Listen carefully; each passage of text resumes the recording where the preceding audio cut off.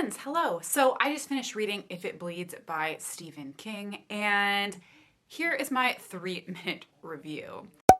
Okay, so first let's set the stage of what this book is. So it's actually a collection of 4 short stories or 4 novellas that are all packed in the same book.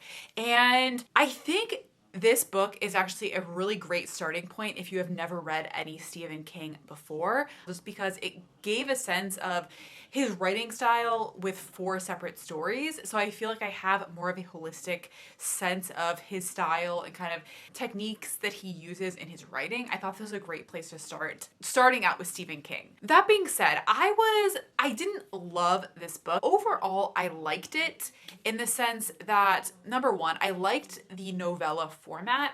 I feel like so many authors are kind of pressured into that format of like 300 to 350 pages for mysteries and thrillers, and that's basically all you have.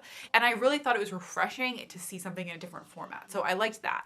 The second thing is I thought the stories were very thought-provoking and different than really anything that I've read recently in the genre. I thought all of the stories had kind of an undercurrent of commentary about society, about technology, about life as we live it. And to be honest, I thought reading these stories during the time of coronavirus was very eerie. Several of the things that happened in kind of the worlds and environments that we had in these stories were very reminiscent of current day. And it was weird. It was weird, you guys. And to be honest, I think if you are someone who is anxious about the current situation, about what's happening right now, I would honestly just recommend skipping this book, because I feel like reading these stories, they were thought-provoking, but kind of in an uncomfortable way. And it was just uncomfortable reading several of these stories. And yeah, I think if you're anxious about what's happening now, you may feel that way also when you read these books. That being said, why I didn't give this book a full 4 or 5 stars is, as I said, it was more of an uncomfortable reading experience for me rather than an enjoyable reading experience. And for me, I just didn't feel like I got enough entertainment or enough enjoyment out of it to really feel like I would have given it a 4 or 5 stars.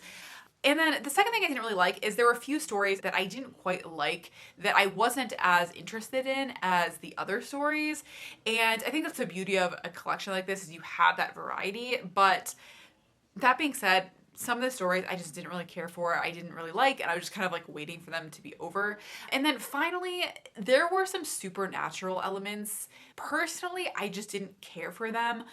It's really hard for me to get super into these kind of like supernatural stories, and I thought it wasn't overkill on the supernatural stuff. It wasn't totally over the top, but I don't know, I feel like it was a little bit too much for me in some of the situations. Kind of borderline between a 3 and 4, and ultimately I gave this book a 3.5 star. So yeah, that's it. Bye guys.